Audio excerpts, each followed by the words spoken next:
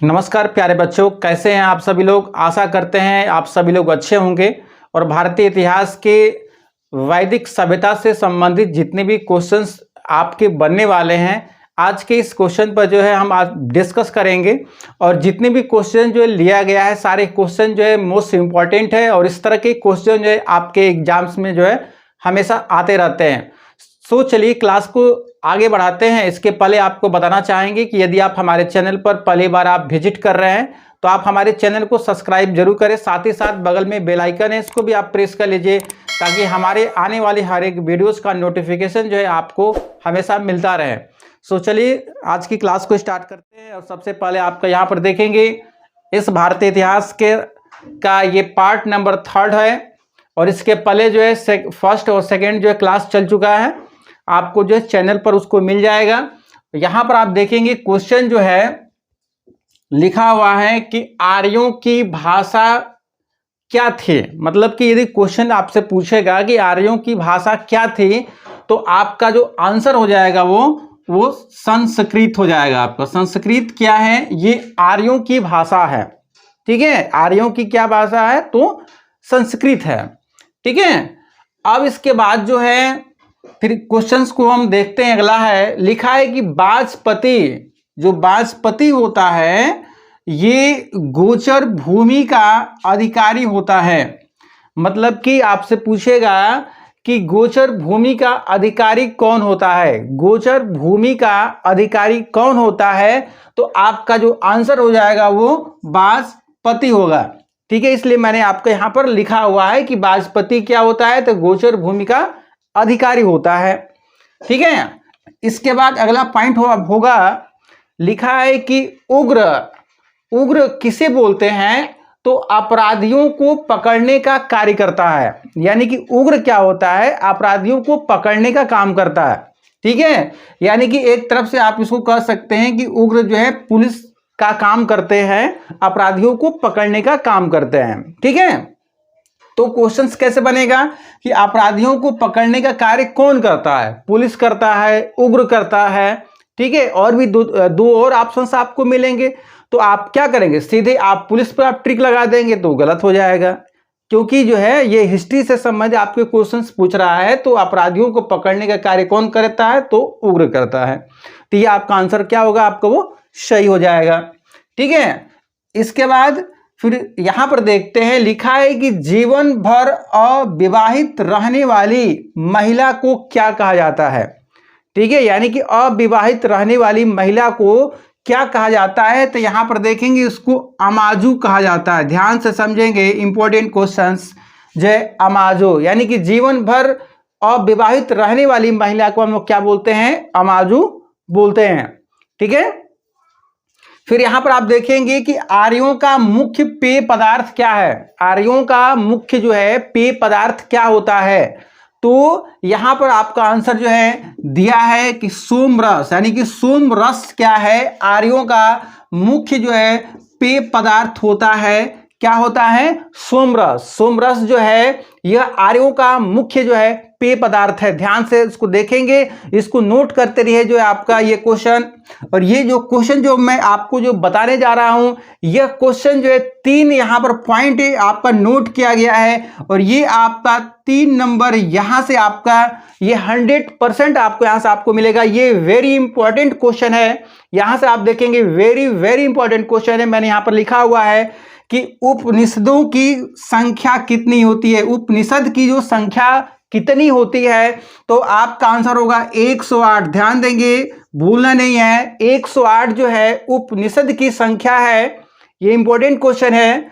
इसके बाद महापुराणों की जो संख्या है कितनी है, 18 है, 18 महापुराणों की संख्या है। ठीक है, इसके बाद वेदांग की संख्या कितनी है तो 6 है, वेदांग की संख्या 6। ये 3 ऐसे क्वेश्चन है जो इंपॉर्टेंट है।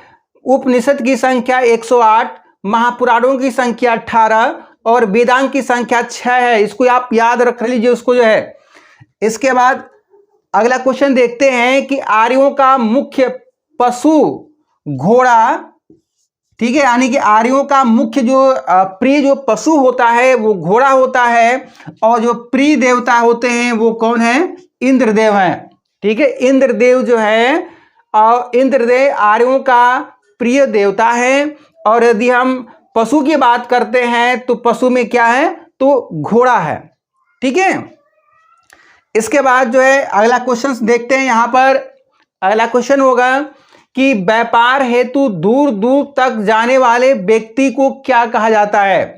यानी कि किसी भी व्यापार को करने के लिए यदि आप बहुत दूर दूर तक जाते हैं, एक स्थान से दूसरे स्थान तक जाते हैं, तो उसको क्या बोला जाता था, उसको जो है पड़ी बोला जाता था। ध्यान से समझेंगे, पड़ी, पड़ी कहा जाता है। दूर दूर तक जो व्यापार को फैलाने का काम करता है, व्यापार को करने का काम करता है, उसको जो है पड़ी कहते हैं। ठीक है, इसके बाद अगला क्वेश्चन होता है कि उत्तर वैदिक काल में हल को सिरा, यानी कि जो हल है, हल को क्या बोला जाता है, तो सिरा बोला जाता है। और हल रेखा को, यानी कि हल रेखा मतलब जब आप चलाते हैं तो देखते हैं एक रेखा जो बनती जाती है, उसको हम लोग क्या बोलते थे उस समय, आपका उसको सीता बोला जाता था। ये क्वेश्चन जो है बन सकता है कि उत्तर वैदिक काल में हल को सिरा और हल रेखा को जो है सीता कहा जाता है। ये क्वेश्चन बन सकता है। इसके बाद और भी ये बहुत ही इंपॉर्टेंट क्वेश्चंस यहां पर आपको देखने को मिलेगा कि सत्यमेव जयते, जो सत्यमेव जयते जो शब्द है, यह कहां से लिया गया है। ये कई बार एग्जाम में ये पूछा जाता है कि सत्यमेव जयते कहां से लिया गया है। तो आपका आंसर होगा मुंडकोपनिषद से। ध्यान से देखेंगे, मुंडकोपनिषद से लिया गया है सत्यमेव जयते वर्ड जो है। ठीक है, सत्यमेव जयते कहां से लिया गया है, मुंडकोपनिषद से लिया गया है। फिर अगला क्वेश्चन देखते हैं, लिखा है कि गायत्री मंत्र जो है सावित्री नामक देवता को संबोधित है। ठीक है, यानी कि सावित्री नामक देवता को संबोधित कौन है, गायत्री मंत्र, जिसका संबंध जो है किससे है, तो ऋग्वेद से, ऋग्वेद। ठीक है, जो सबसे प्राचीन वेद कौन सा है, ऋग्वेद है। ठीक है, और अगला यहां पर आपको देखेंगे, यह भी इंपॉर्टेंट क्वेश्चन आपके सामने, महाभारत का पुराना नाम क्या है, महाभारत का पुराना नाम क्या है। इंपॉर्टेंट क्वेश्चंस, जय संधिता, जय संधिता महाभारत का पुराना नाम है। इसको आप याद कर लीजिए। यहां से स्क्रीन पर आप देख रहे हैं, आप यहां पर जो है कि महाभारत का जो है पुराना नाम क्या है, जन संहिता है। ठीक है, यहां से अभी आपको एक नंबर आपको मिल जाएगा। इसके बाद कुछ नदियां हैं यहां पर, और कुछ पुरानी नदियों के नाम जो बदले गए हैं। यहां पर पुराना नदियों के नाम लिखे गए हैं, यहां पर नए नदियों के नाम लिखे गए हैं, जो चेंजेस किए गए हैं उस समय के वैदिक सभ्यता में। तो यहां पर जो है कुंभ को जो है हम लोग जो है कुर्रम बोलते हैं, कुंभ को जो है कुर्रम बोलते हैं, नया नाम जो है कुर्रम है। और कुभा को जो है काबुल बोलते हैं, काबुल जो है नया नाम है, और कुभा जो है पुराना नाम है इसका जो है। इसके बाद आस्किनी, आस्किनी जो पुराना नाम है, नया नाम क्या है आपका, तो चिनाव है। ध्यान से समझेंगे, ये आपको क्वेश्चन भूल सकते हैं, थोड़ा सा अटपटा वर्ड है यहाँ पर जो है। आस्किनी, आस्किनी जो है ये पुराना शब्द है, जैसा कि यहाँ पर जो है नया वर्ड आपको जो है चिनाव है, ये नया नदियों के नाम है। इसके बाद परुसड़ी, परुसड़ी क्या है, पुराना नाम है, नया नाम आपका जो है रावी है। और बिपाशा जो है, बिपाशा क्या है, एक पुराना नाम है, नया नाम आपका यहाँ पर व्यास दिया गया है। ठीक है, इसके बाद यहाँ पर आप देखेंगे कि जो सदा नीरा, सदा नीरा जो है, सदा नीरा किससे है, ये गडक से है। और गोमती, गोमती का पुराना नाम क्या है, तो गुमल है। ठीक है, गोमती पुराना नाम है और नया नाम आपका गुमल है।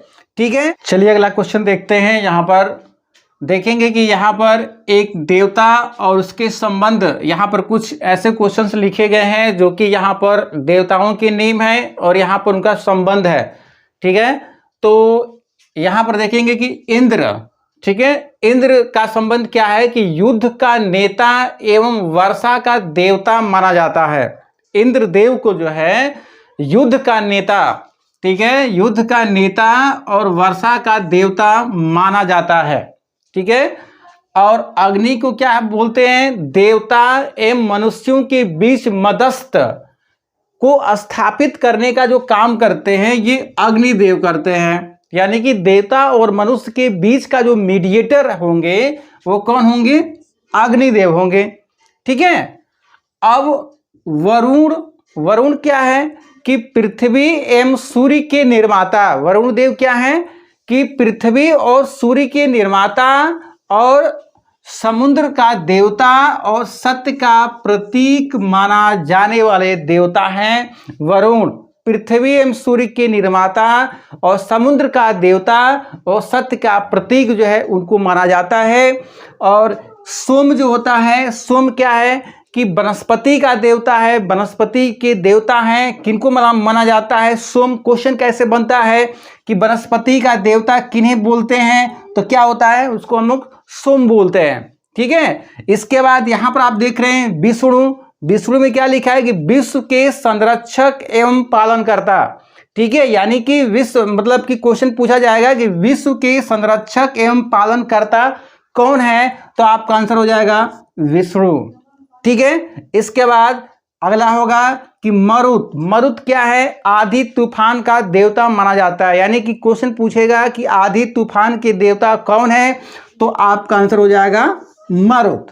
ठीक है। तो आई होप आप लोगों ने देखा कि जितने भी क्वेश्चंस जो है यहां से लिए गए थे, सारे क्वेश्चन जो है आपके एग्जाम्स में, प्रीवियस एग्जाम्स में इसको जो है पूछा गया है और सिलेक्टेड क्वेश्चन था। और इस तरह के क्वेश्चन जो है और भी आपके नेक्स्ट लेवल के भी क्वेश्चंस कराए जाएंगे आपके जो है। और यदि कोई कंफ्यूजन, यदि कोई डाउट आपको होता है तो आप जो है कमेंट सेक्शन में जो है आप कमेंट कर सकते हैं और वहां से आप क्वेश्चन पूछेंगे तो जो है आपका आंसर जो है आपको वहां से बता दिया जाएगा। और चलिए किसी और दूसरे वीडियो में आप सभी से मिलते हैं। और इसके पहले आपको बताना चाहेंगे कि यदि आपको ये वीडियो आपको अच्छा लगा हो तो इसको आप वीडियो को लाइक करें और चैनल को सब्सक्राइब करना ना भूलें। चलिए किसी और दूसरे वीडियो में आप सभी से मिलते हैं। तब तक के लिए जय हिंद, वंदे मातरम।